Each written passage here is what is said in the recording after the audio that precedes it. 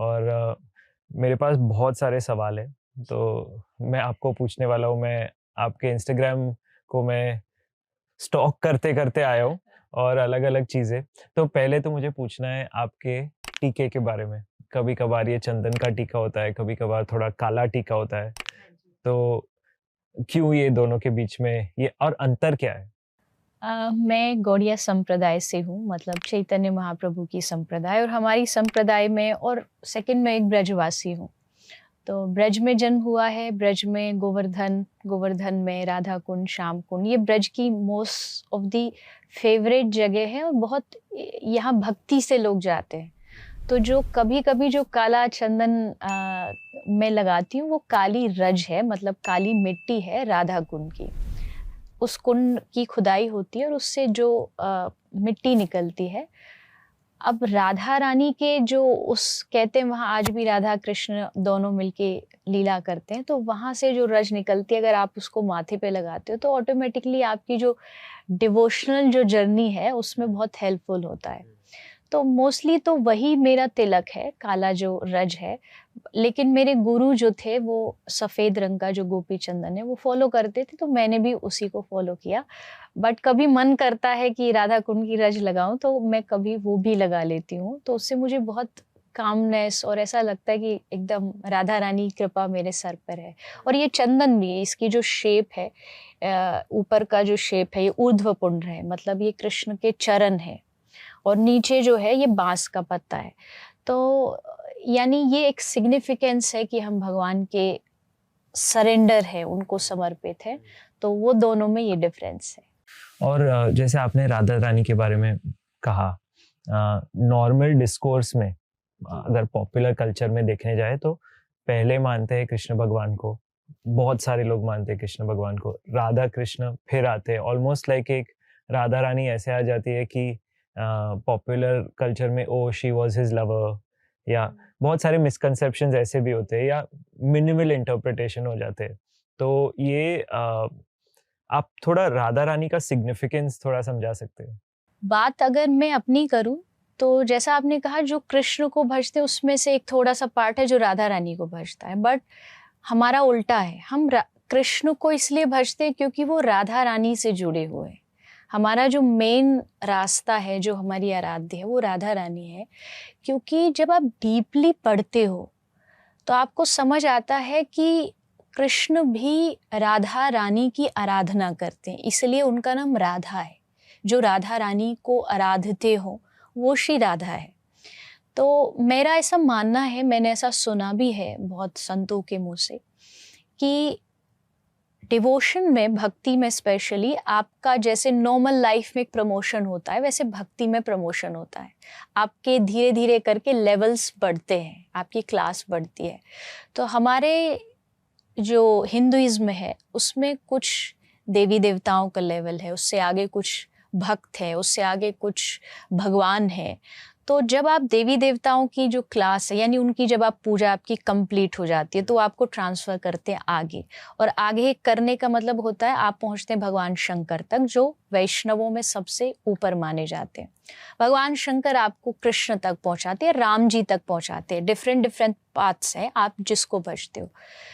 फिर भगवान कृष्ण जब उनको लगता है कि अब ये तैयार है, अब इसको एकदम जो हाई लेवल वाला जो प्रेम है वो समझाने की ज़रूरत है, तब वो भेजते हैं राधा रानी के पास।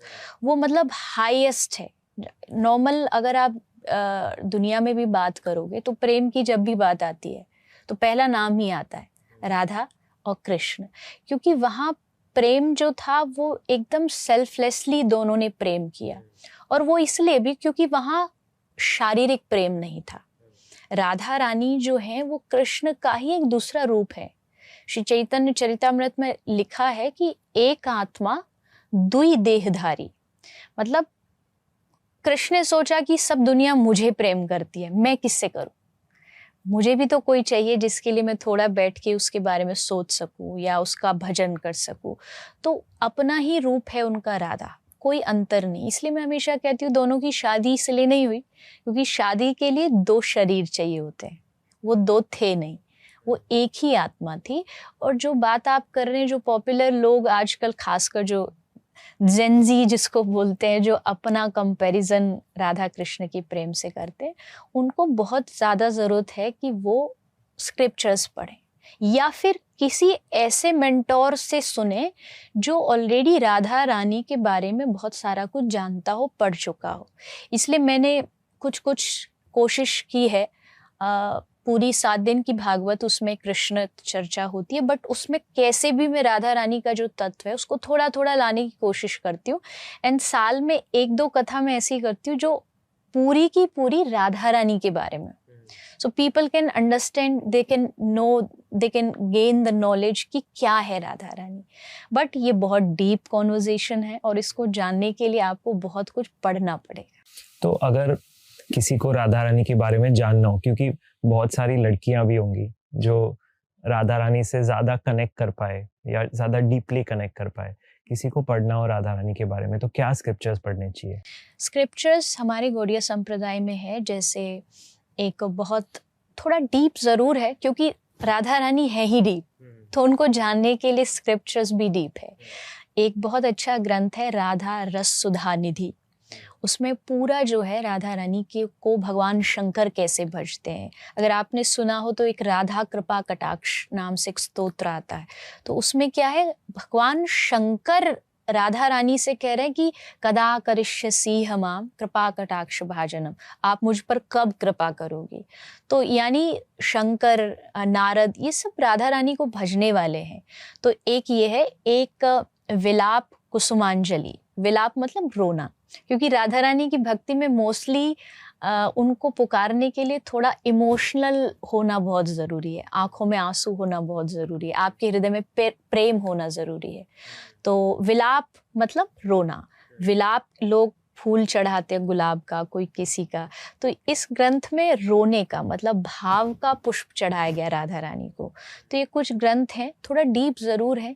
या फिर जैसा मैंने कहा, हमारे ब्रज में बहुत सारे संत हैं जो राधा रानी को भजते हैं, उनसे सुनिए, उनकी वाणी में वो उन्हीं बातों को जो उसमें लिखी है उसको थोड़ा सा इजी वे में समझाएंगे, तो आप उनको सुन के भी थोड़ा जान सकते हो। तो राधा रानी से मुझे जाना है चैतन्य महाप्रभु पे, और जो आपका वंश है, चैतन्य महाप्रभु का वंश है, तो बहुत कम चर्चा होती है उनके बारे में।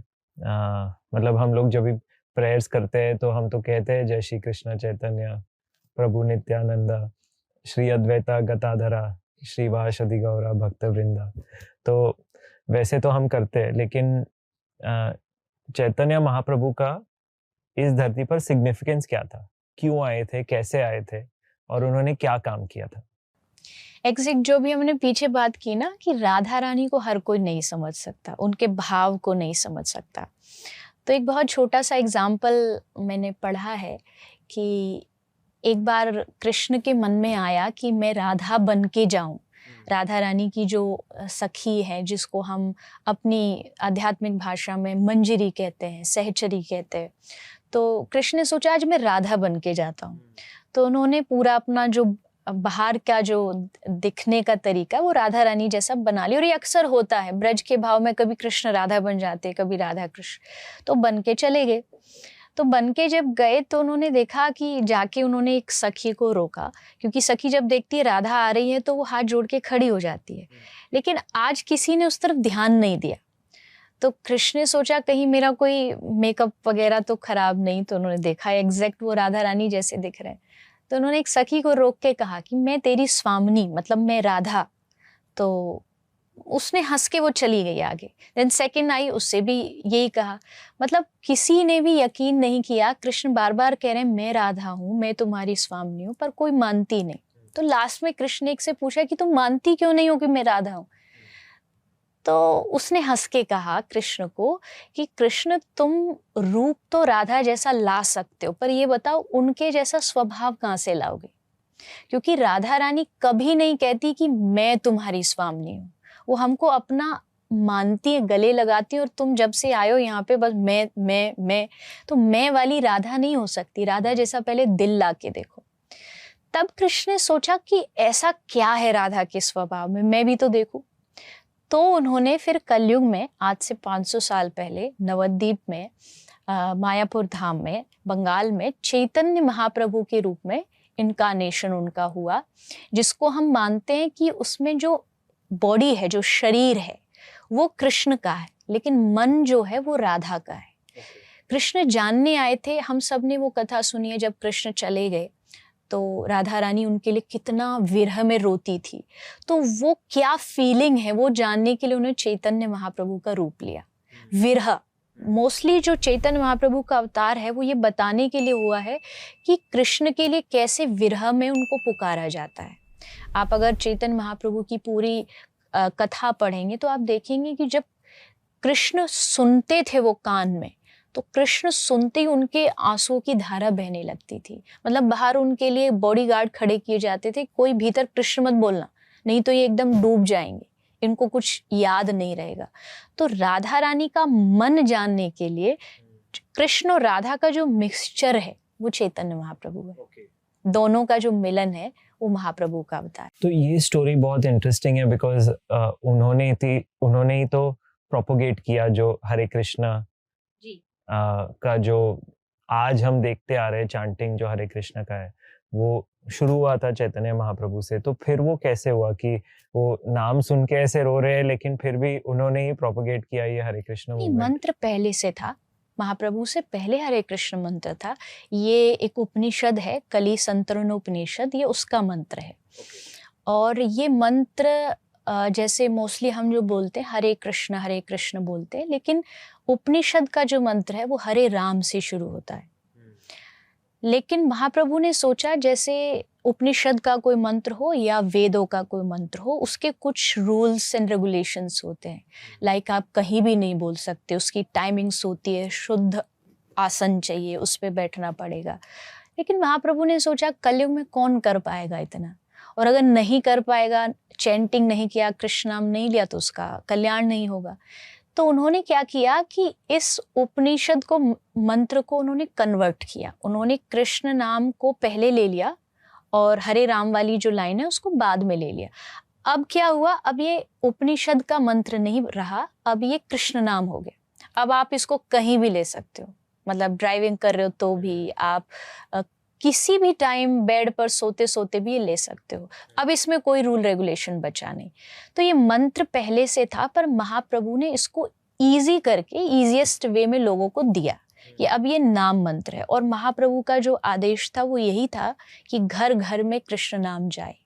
क्योंकि आज जो हो रहा है, कलयुग जो चल रहा है, आगे भी जो फ्यूचर में होने वाला है, ये ऑलरेडी हमारे स्क्रिप्चर्स में लिखा है, ऐसा होगा, ऐसा समय आएगा। तो महाप्रभु से लोगों ने पूछा कि क्या करेंगे लोग आज के टाइम में, किसी से कहो मेडिटेट करे, ये करे वो, तो लोग शायद आज का जो यंग जनरेशन वो नहीं कर पाए। तो इस समय को देखते हुए महाप्रभु ने फिर ये मंत्र दिया, या आप इसको कैसे भी जाप करोगे, कैसे भी आप चांटिंग करोगे, आपका कल्याण इसी से हो जाएगा। ये इजीएस्ट वे है कलयुग में भगवान को पाने का। तो आप ये हरे कृष्ण मंत्र को थोड़ा ब्रेक डाउन कर सकते हो कि मतलब क्या हो रहा है ये हरे कृष्ण मंत्र में, और उसका सिग्निफिकेंस क्या है, उसका मीनिंग क्या है? जब भी कोई भी चांट कर रहा है या कोई भी मेडिटेट कर रहा है उस पर, तो वो क्या मीनिंग लेकर मेडिटेट करे?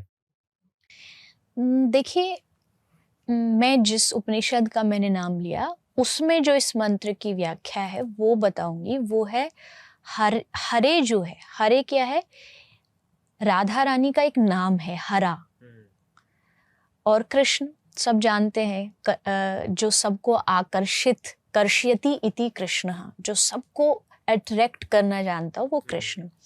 लेकिन ये संस्कृत का मंत्र, ये हिंदी नहीं है, तो संस्कृत की अपनी एक ग्रामर होती है, तो उसके मुताबिक हरा का जो राधा रानी का नाम है वो बन गया हरे।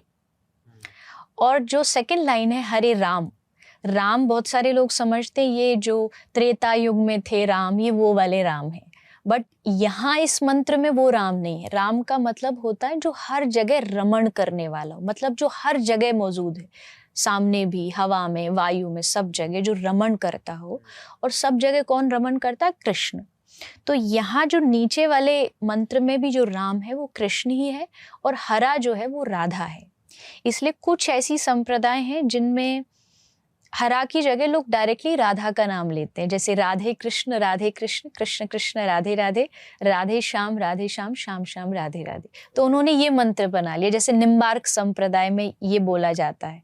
तो यहाँ जो पूरा जो मंत्र है ये पूरा राधा कृष्ण बेस्ड है, और हरा का मतलब भी राधा ही है, पर उसको हरे संबोधन में बोल दिया जाता है। ओके ओके, बहुत इंटरेस्टिंग है। थैंक यू, आपने इतना बहुत डीप शेयर कर रहे हो आप मुझे एक्चुअली आपको सुन के ऐसा लग रहा है कि वो छठे अध्याय में ऐसा कहते हैं ना कि आप नेक्स्ट लाइफ में आपका सब जो इन्फॉर्मेशन है, नॉलेज है, आप लेके आते हो। तो आपके जो थोड़े वीडियोस मैंने देखे जब भी आप बड़े हो रहे थे, तभी ऑलरेडी जितने उत्साह से आप आपके प्रवचन दे रहे थे और जैसे कथा दे रहे थे, तो ये सब पहले से है आप में इन्फॉर्मेशन की आपको ऐसा लगता है कि हाँ मैंने कुछ पढ़ा नहीं है फिर भी आ रहा है, मतलब ऐसा होता है?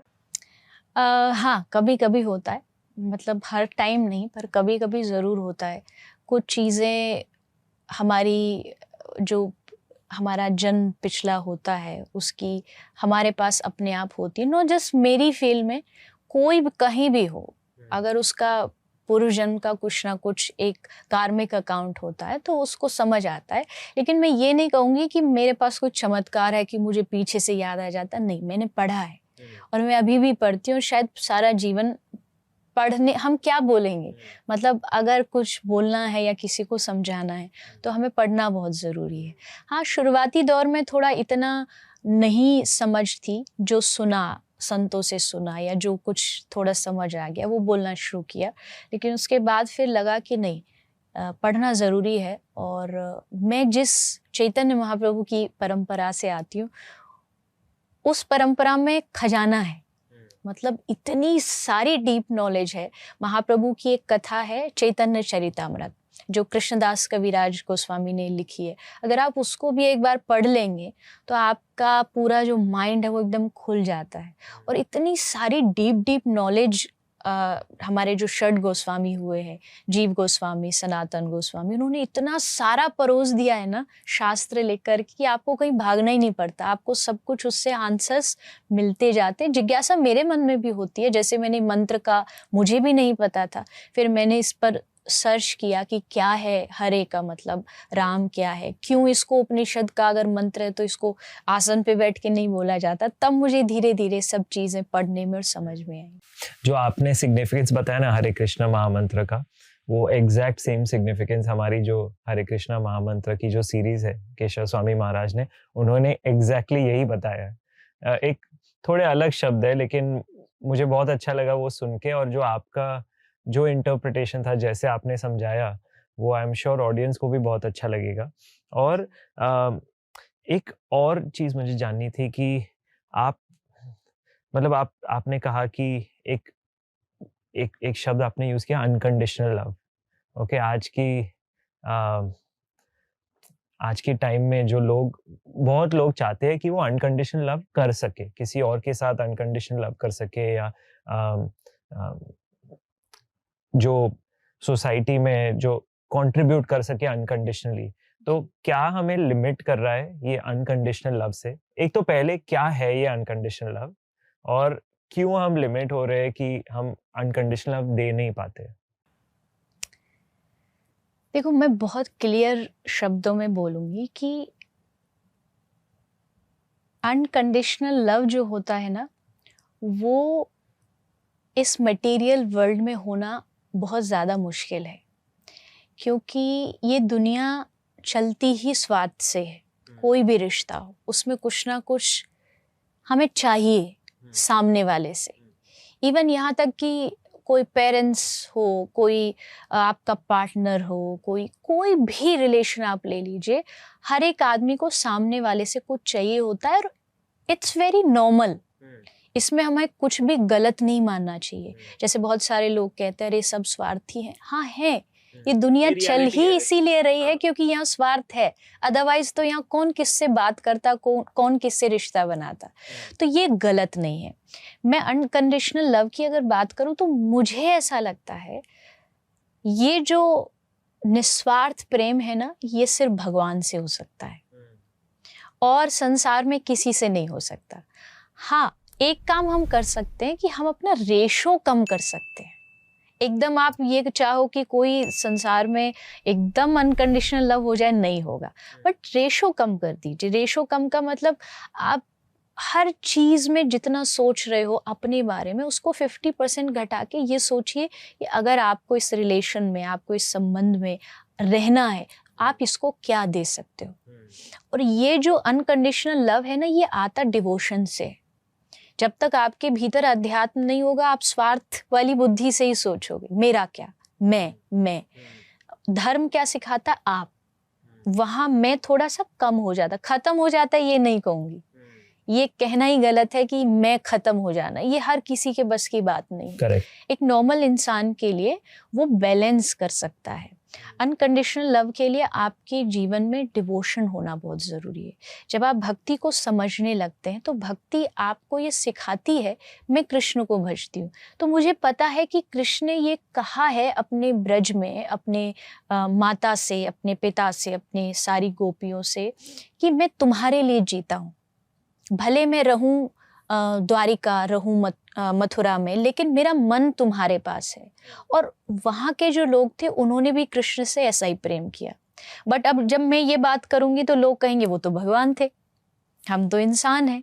तो इंसान हाँ भगवान की बराबरी नहीं कर सकता, लेकिन अपनी परसेंटेज को थोड़ा कम कर सकता। और आप देखोगे जब आप रिश्तों में थोड़ा सा भी निस्वार्थ ले आते हो ना, मतलब सेल्फलेस जो हम सोचते हैं हमेशा, वो थोड़ा कम कर दोगे, आपको रिश्तों में और ज्यादा प्यार समझ में आने लगेगा, आपको रिश्ते अच्छे लगने। आज क्या है, रिश्ते जो है ना वो थोड़ा सा बोझ जैसा बन रहा है, खासकर जो क्यों हो रहा है ये सब? मतलब आपने पहले भी कहा ये सब लिखा है, हम जो अभी एक्सपीरियंस कर रहे हैं ये लिखा हुआ है, तो क्या लिखा हुआ है, हम क्या एग्जैक्टली हम क्या एक्सपीरियंस कर रहे हैं और क्यों एक्सपीरियंस कर रहे हैं हम ये सब? देखिए, फर्स्ट थिंग इज कि युग का प्रभाव वो होगा ही होगा। कलयुग को कोई लाख कोशिश करे इसको सतयुग नहीं बना सकता, क्योंकि युग नाम ही इसलिए पड़ा, सतयुग, त्रेता, द्वापर, कलयुग, क्योंकि यहाँ अपने अपने कुछ सिम्टम्स होते हैं और वो होंगे। इसमें भी कोई ये कह दे कि मैं एक भागवत प्रवक्ता हूँ, अगर मैं ये कह दूं मैं कथा से, सत्संग से सारी दुनिया बदल दूंगी, इट्स नॉट पॉसिबल। हाँ, हम बैलेंस कर सकते हैं, जितना अधर्म है उतना हम धर्म को लाएं तो एक बैलेंस बना रहेगा। तो पहली चीज तो यह है कि युग धर्म, ये एक शब्द है, युग धर्म, युग अपना धर्म दिखाता है। सेकंड थिंग इज कि आजकल बाहरी डिस्ट्रैक्शन इतना ज्यादा हो गया है, स्पेशली सोशल मीडिया। यहाँ पर इतना ज्यादा लोगों को इंस्टेंट सेटिस्फेक्शन का एक आदत पड़ गई है, हर चीज उनको इंस्टेंट चाहिए, इंस्टेंट लर्निंग, इंस्टेंट ये, इंस्टेंट रिलेशनशिप। तो उसमें क्या हो रहा है कि यहाँ आदमी 2 मिनट में किसी से बात की और फिर धीरे धीरे बोर हो गया। एक जो आजकल सिस्टम चल रहा है, पार्टनर में कह लीजिए या दोस्ती में कह लीजिए, वहाँ लोग बहुत जल्दी बोर हो जाते क्योंकि उनको रियल मीनिंग ऑफ रिलेशन नहीं पता है। और वो उनको सोशल मीडिया सिखा रहा है, वो उनको बता रहा है कि ऐसा करो, हर चीज़ आपको तुरंत मिल जाएगी, लेकिन जब नहीं मिलती तो फिर वो उस चीज़ से एकदम बोर हो जाते हैं। तो ये 2 कारण मुझे मोस्टली लगते हैं। तो युग धर्म है, चेंज होगा ही होगा, लेकिन आज की जो जनरेशन है उसको सोशल मीडिया के माध्यम से चीज़ों को बहुत जल्दी बोर होना सिखा रही है और वो दिख रहा है। उसके कारण आज की जनरेशन इतना ज़्यादा डिप्रेस्ड हो गई है क्योंकि उनके भीतर पेशेंस नहीं है ना, तुरंत खो देंगे पेशेंस को, कामनेस कहीं नहीं बची, हर चीज़ उनको इंस्टेंट चाहिए। तो अगर ये चीज़ें उनको घर में सिखाई जाएं, इसको हटा के, सोशल मीडिया को हटा के, अगर थोड़ा सा टाइम स्कूल में या उनके घर की पेरेंटिंग में दिया जाए कि उनको पेशेंस पहले से सिखाया जाए, तो वो रिलेशंस का असली जो मीनिंग है वो सब। तो पेशेंस कोई कैसे कल्टिवेट कर सकता है? क्योंकि आपने एक लाइन ड्रॉ किया है कि डिप्रेशन हो रहा है क्योंकि पेशेंस नहीं है। वो आपका एक समेशन हो गया ऑलमोस्ट। तो कोई पेशेंस कैसे कल्टिवेट कर सकता है अच्छी तरह से यंग एज से? यंग एज से पेशेंस करने के लिए मैं हमेशा एक बात कहती हूँ, आप ही सोचिए। चलो मैं आपसे ही क्वेश्चन करती हूँ, हमारे आज की जो एजुकेशन सिस्टम है उसमें सारे सब्जेक्ट्स हैं, उसमें करिकुलम एक्टिविटीज़ हैं, उसमें गेम्स है, स्पोर्ट्स है, अध्यात्म कहाँ है?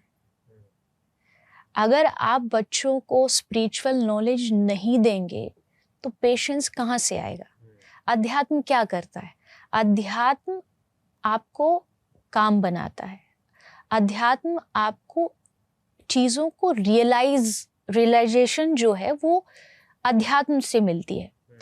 सब चीज़ है, जैसे फॉर एन एग्जाम्पल हमें पता था कि सूरज है, हमें पता था धरती है, बट वो घूमती है, ये टाइम आया जब हमको रियलाइज हुआ।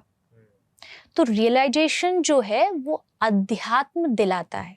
And second thing is spirituality जो है वो हमें एक विजन देती है, एक नज़रिया देती है, देखने का तरीका देती है।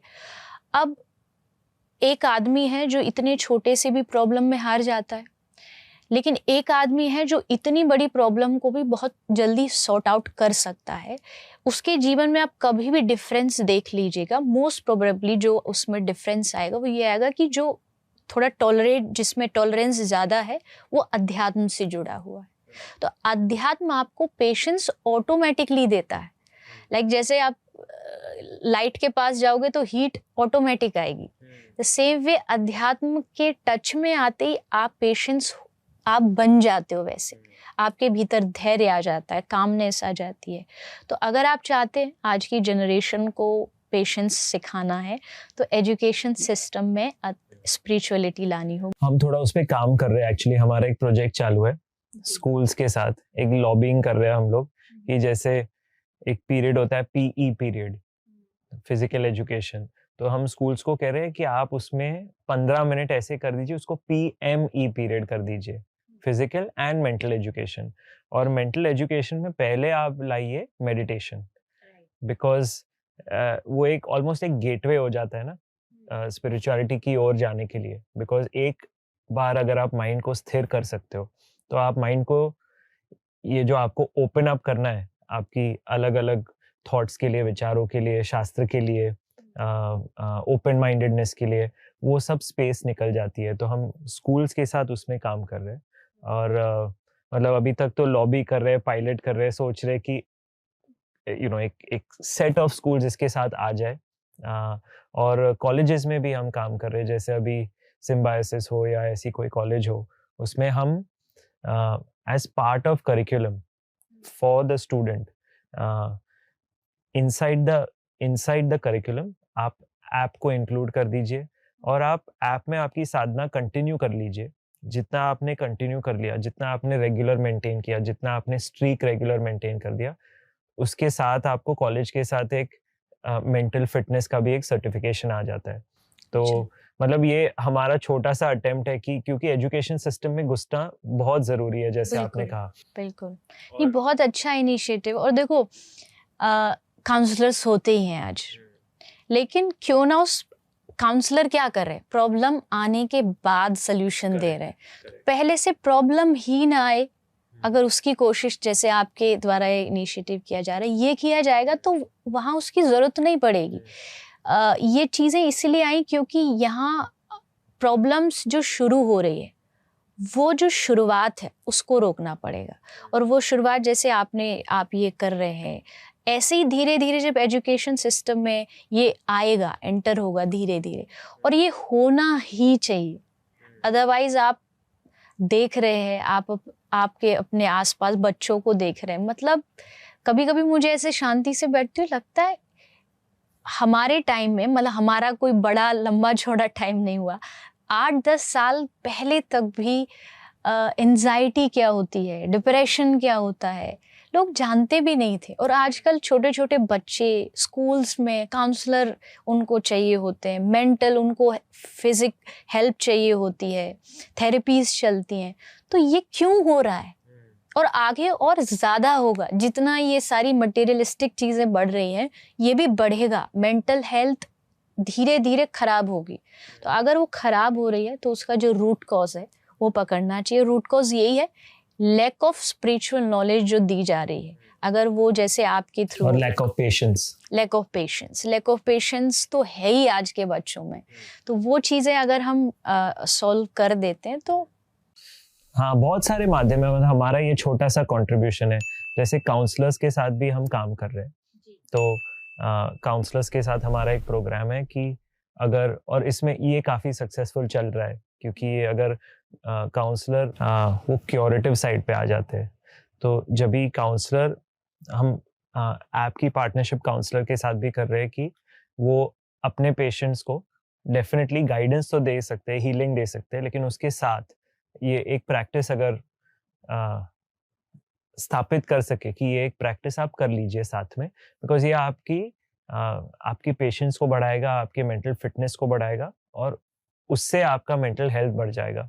और ये हमारे पास भी एक्चुअली, जैसे मैं मतलब पॉडकास्ट पे तो बोल सकता हूँ because I am follower of Shri Krishna, so I am new follower of Shri Krishna, I would say student of Bhagavad Gita, and I am okay. मतलब मैं देखता हूँ कि पहले मैं थोड़ा झिझकता था इसको ऐसे बोलने के लिए, बट ऐसा अभी कुछ रहा नहीं, और you know I am devoted. तो मेरी एक सिंपल गोल है कि कितने हाथों में हम ये प्रैक्टिस ला सके, कोई भी मेडिटेशन प्रैक्टिस हो, बिकॉज शायद वो हरे कृष्णा महामंत्र हो या ओम मंत्र हो, या हमारे ऐप में हमने बुद्धिस्ट मंत्र भी लाए। रणवीर जी ने जो इंट्रोडक्शन टू मेडिटेशन सीरीज की है, that is devoid of any देवता और any you know, it's a mindfulness practice जो लेके आए वो। तो हमारा यही मिशन है कि हम कितने हाथों में ये पहुंचा सके। और एक्चुअली जब आप बात कर रही थी ना, तभी मुझे एक ऑलमोस्ट एक फीलिंग आया कि जैसे आपने बोला कि जितना अधर्म हो रहा है उतना हम धर्म करें, तो ये एक छोटा सा अटेम्प्ट है कि ये धर्म के साइड से थोड़ा आ जाए, थोड़े और हाथों में आ जाए, और फिर ही एक बैलेंस आ जाएगा। तो वो एक्चुअली, अगर आज तक जो आपकी कहानियां सुनी, आपने जो सिग्निफिकेंस समझाए, वो सब तो अच्छा है, लेकिन ये मुझे लगा कि ये मेरे लिए एक पर्सनल मैसेज आया आपके थ्रू। और आप जो काम कर रही है उसमें भी मैंने देखा है कि अभी बहुत सारे यूथ जुड़ रहे हैं। जैसे एक बार तो हम बात कर रहे हैं कि ओके पेशेंस कम हो रहा है, लेकिन सोशल मीडिया के जरिए ये भी दिख रहा है कि बहुत सारे लोग अपनी स्पिरिचुअल जर्नी में प्रोग्रेस बहुत फास्ट कर रहे हैं, एडवांस कर रहे हैं, और जुड़ना चाहते हैं। जैसे अगर मैं मतलब मैं खुद का एग्जांपल लूँ, तो I am also example of that, क्योंकि अभी मेरे 36 इयर्स की एज होगी, और सिर्फ मैं मेडिटेशन कर रहा हूँ 6 साल से, और मुझे पहले 4 साल लगे सिर्फ नॉन मंत्रा बेस्ड मेडिटेशन या नॉन शास्त्र बेस्ड लर्निंग मेडिटेशन, और फिर मैं शास्त्र में आया। तो आप ये भी देख रहे हैं कि ये प्रोग्रेशन बहुत फास्ट हो रहा है, तो ये क्यों हो रहा है, और क्या आपने ऑब्जर्व किया है इसके बारे में? हो रहा है, मैंने भी ऑब्जर्व किया है, हो रहा है। आज के बच्चों को कुछ कुछ चीज़ें समझ आ रही है, जिन तक ये चीज़ें पहुंच रही। बहुत सारे ऐसे भी हैं जो चाहते हैं, लेकिन अभी तक उनके पास प्रॉपर जो नॉलेज है वो पहुंची नहीं है, इसलिए उनको लगता है कि अध्यात्म ये तो बहुत बोरिंग काम है, मतलब ये तो बूढ़े पुराने लोगों का काम है, क्योंकि उन्हें अभी शायद वो जो चीज़ समझने वाली है वो उन तक आई नहीं है। वो इसलिए ये चेंज थोड़ा थोड़ा आ रहा है आज की जनरेशन में, क्योंकि उन्होंने सब कुछ करके देख लिया। लाइक वो मूवीज में चले गए, जाते हैं, थोड़ी देर खुश होते हैं, जैसे घर आते फिर से डिप्रेस्ड। उन्होंने सारे जो भी आज की मटेरियल जो जिंदगी है उसमें जो जो चीज़ें हाई क्लास मानी जाती है वो सब करके देख लिया, but at the end result कुछ नहीं आया। मतलब जीरो पे थे, जीरो पे ही खड़े हैं। ये चीज़ समझने में थोड़ा टाइम लगता है। क्या होता है, कभी कभी मैच्योरिटी लेवल एक समय पे आता है, और तब आपको समझ आता है, या तो दुनिया के धक्के खा के समझ आता है कि नहीं, यहाँ ये लाइफ का एक बहुत बड़ा पार्ट है, ये मुझे करना ज़रूरी है। और देखो, जब तक आप किसी चीज़ का टेस्ट लेते नहीं हैं, आपको कैसे पता लगेगा वो कैसा है?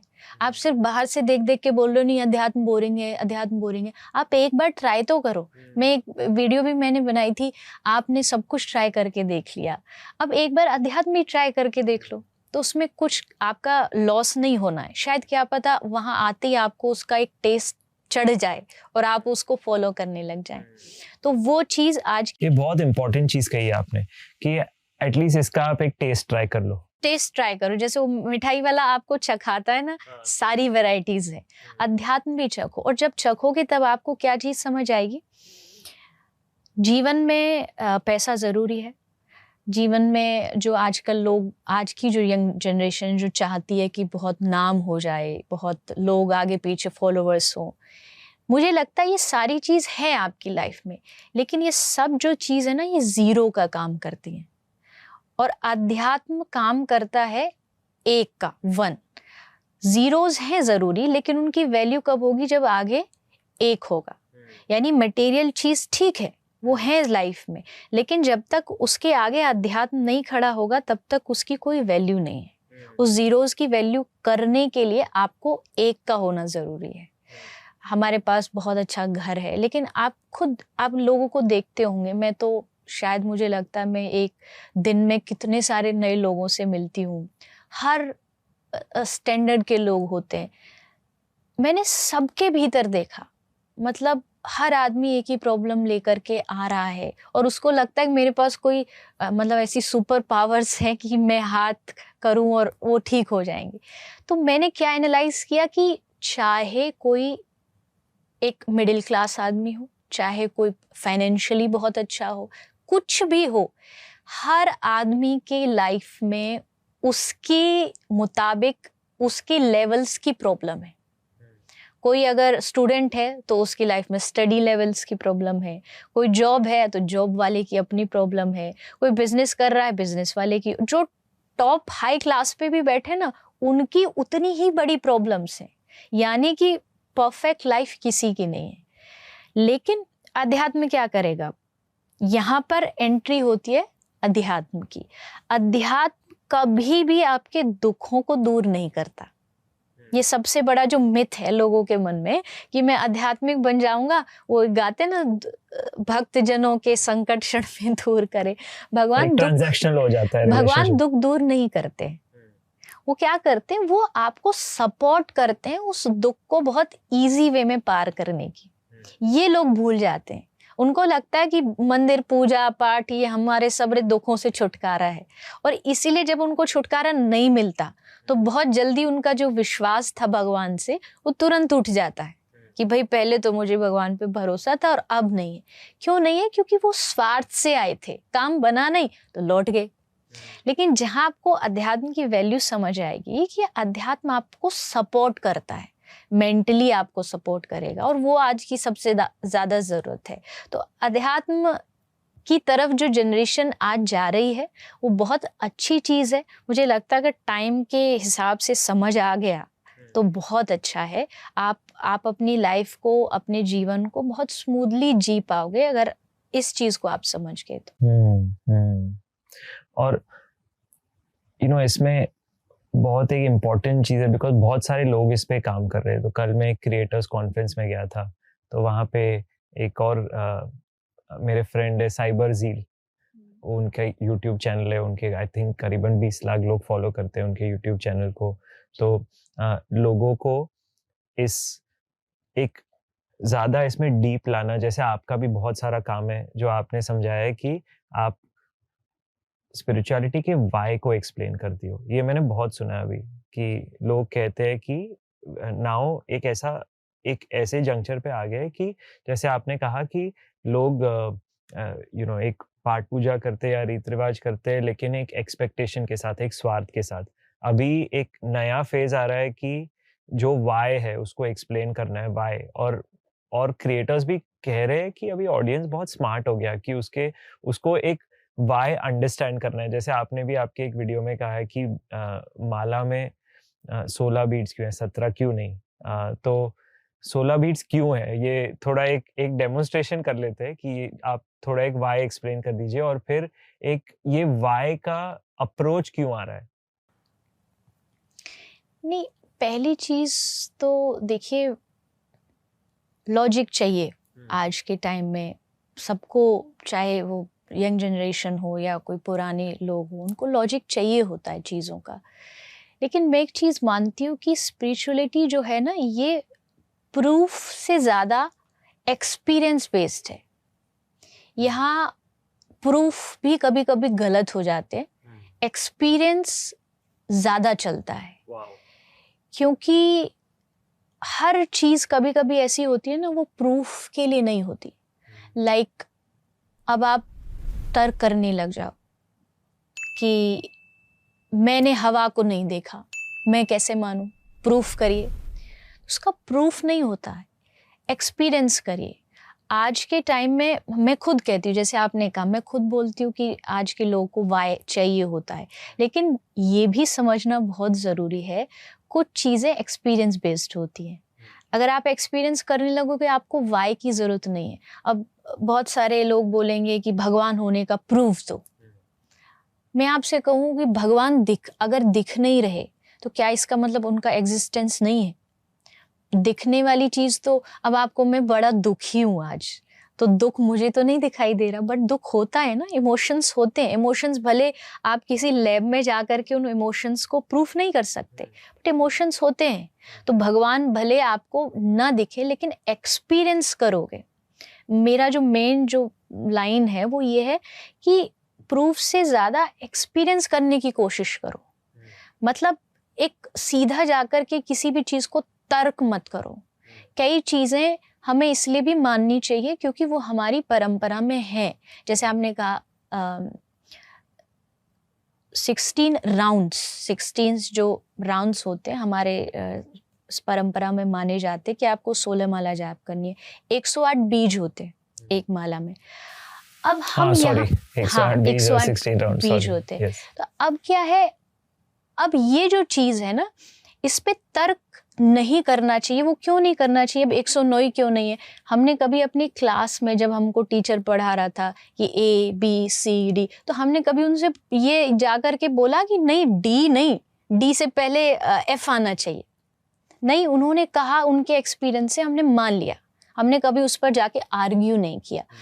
अध्यात्म में ये जो आर्ग्यूमेंट हम करते हैं ना, उसको हमें थोड़ा कम करना पड़ेगा, अदरवाइज हम एक्सपीरियंस नहीं कर पाएंगे, उस चीज़ का टेस्ट नहीं ले पाएंगे। तो कुछ चीज़ें विदाउट लॉजिक होती हैं हमारे धर्म में, हमारे अध्यात्म में। जैसे बोन जो होती है, वो आप कभी भी, हम इवन किसी मुर्दे को कहीं जाके दाह संस्कार करके आते, देन हम बोलते हैं आके स्नान करिए, नहाइए और फिर घर में एंटर करिए। लेकिन आप उसके एकदम ऑपोजिट देखिए, हम जब मंदिर में पूजा करते हैं तो हम शंख बजाते हैं। अगर उस शंख को देखा जाए तो वो समुद्र से एक क्रिएचर है जिसके द्वारा वो बनता है। तो अब उसको अगर आप लॉजिकली कहेंगे कि ये गलत है, तो हम उस पे आर्ग्यू नहीं कर सकते। ये हमारे ऋषियों ने एक परंपरा बनाई है और हमें इसे फॉलो करना चाहिए विदाउट एनी आर्ग्यूमेंट्स। उन्होंने कहा है इसलिए करना है। हमेशा भी वाई की जरूरत नहीं होती। एक लेवल तक वाई तक जाइए, बट उसके आगे अगर आप हर चीज में और खासकर अध्यात्म में आर्ग्यू करेंगे तो आप फेल हो जाएंगे। श्रद्धा एंड समर्पण बहुत ज्यादा जरूरी है। और समर्पण कहता है कि मैंने छोड़ दिया, मतलब अपनी लाइफ, अपना सब कुछ उनके ऊपर छोड़ दिया। अब वहां पर वो गिराए, मुझे तैरने दे या बहना सिखा दे, मुझे अपनी रजा में रहना सिखा दे। मतलब भगवान से ये मांगना चाहिए कि सुख दुख खत्म करो, ये नहीं, जो तेरी मर्जी हो मुझे वैसा बना दे, मुझे वैसे ही रहना, मैं शिकायत करना खत्म कर दूं। मुझे आध्यात्मिक व्यक्ति का एक ये भी लगता है, एक एंगल है, जब वो शिकायतें करना खत्म कर देता है। और जो साधारण आदमी होगा वो देखो आप हर चीज में शिकायत करेगा, और दुनिया से भी उसकी शिकायत होगी और भगवान से भी शिकायत होगी। और जो आध्यात्मिक होगा उससे, मैं कथा में बोलती हूँ, आप एक नॉर्मल इंसान से पूछो कैसे हो, तो बोलेगा हाँ बस टाइम पास कर रहे हैं। मतलब उसको अपनी लाइफ से सेटिस्फेक्शन नहीं है। और आप किसी आध्यात्मिक आदमी से पूछो कैसे हो, तो चेहरे पे मुस्कुरा के एकदम हंस के बोलेगा बड़ी मौज में, भगवान की बहुत कृपा है। तो ये दोनों का जो डिफरेंस है ना, यही हमको यहाँ से लेके यहाँ तक पहुँचना है, और यही अध्यात्म की जर्नी है। वाओ, बहुत अच्छा समझाया, बहुत बहुत डीप जा रहे हो और मुझे बहुत सीखने मिल रहा है। आप जब भी बात कर रही हो, आपकी जो आप गहराई से बारीकी से देख सकती हो चीज़ें कि ये क्यों हो रहा है, कैसे हो रहा है, वो आप मतलब आप आपकी सोच काफ़ी विशाल है इन सब चीज़ों में, तो मुझे तो बहुत अच्छा लग रहा है सुन के और मैं काफ़ी इंस्पायर हूँ आपके काम को देख के भी। जी। जैसे आपकी हॉस्पिटल है, अभी आप म्यूज़िक में कुछ कर रहे हो, तो थोड़े आपके काम के बारे में ये जो आपके चेहरे पे रौनक जो आ रही है और आप जो अ, अपने आप को जैसे आपने समर्पित कर दिया है इस दुनिया के लिए, तो क्या कर रही हो आप ये सब और क्यों कर रही हो ये सब? मैं कुछ अलग नहीं कर रही, ये सबको ही करना चाहिए क्योंकि जो ह्यूमन लाइफ है वो कहीं ना कहीं भगवान इसलिए सोच के देते हैं कि ये दुनिया में जाके कुछ ना कुछ कंट्रीब्यूट करेगा। कंट्रीब्यूशन ही ह्यूमन लाइफ है। अगर आप वो कर रहे हैं देन आपकी जो लाइफ है वो बहुत परफेक्ट है। मतलब सक्सेसफुल का मेरा मीनिंग ये नहीं है कि आपके पास बहुत पैसा हो या आपके पास बहुत ज़्यादा फॉलोअर्स हो या आपका बहुत नाम हो। अगर आप किसी के चेहरे पर मुस्कुराहट ला पा रहे हो हर दिन, तो मुझे लगता है आप सफल हो, आप सक्सेसफुल हो। और बस उसी के टुवर्ड्स ये जो काम है ये मैं क्योंकि मैं कथाओं में जाती थी, तो हर एक शहर में भारत में एक गौशाला ज़रूर होती है, वहाँ पर गायों की सेवा होती है, तो लोग लेके जाते थे। तो वहाँ जाके जब मैंने देखा कई बार कि कोई पशु है एकदम बीमार पड़ा हुआ है, गाय बीमार पड़ी है, मैंने पूछा कि इनका क्या? तो बीमार है बट ट्रीटमेंट नहीं है कहीं पर भी।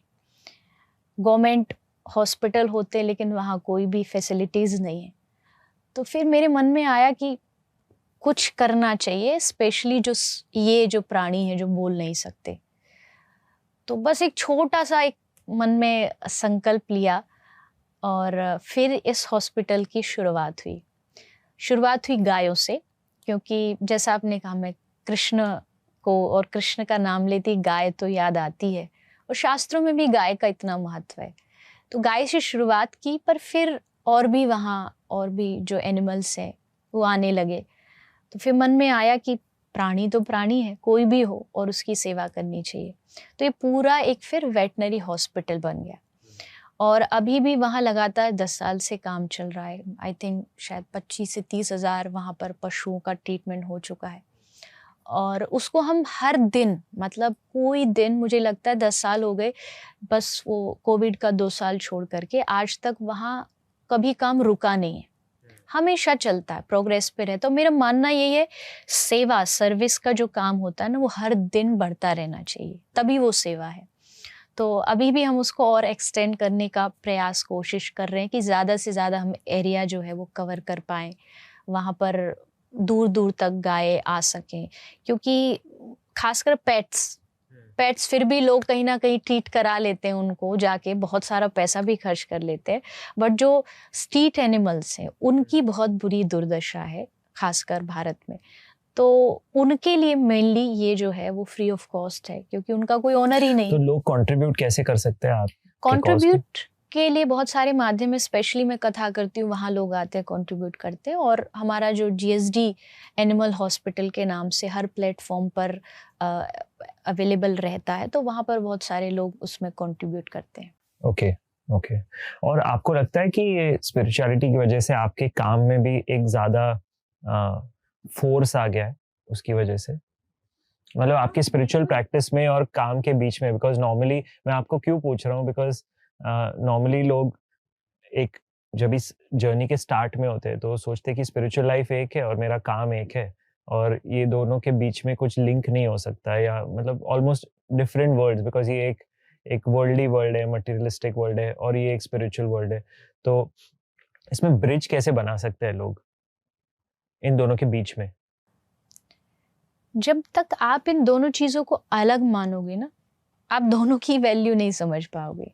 मान लीजिए मैं एक जॉब करने वाला आदमी, अब उस जॉब में आप स्पिरिचुअल जो अपना थिंकिंग है वो कैसे ला सकते हो कि मैं जॉब करूँगा और जॉब करने के बाद मुझे जो इनकम होगी मैं उस इनकम के माध्यम से या फिर अपने फिजिकल माध्यम से भी, जहाँ कोई ऐसा काम हो रहा है सर्विस का, भले वो कोई ऑर्फन एज होम हो या ओल्ड एज होम हो या फिर गौशाला हो, मैं वहाँ जा कर के अपनी तरफ से कंट्रीब्यूट करूँगा।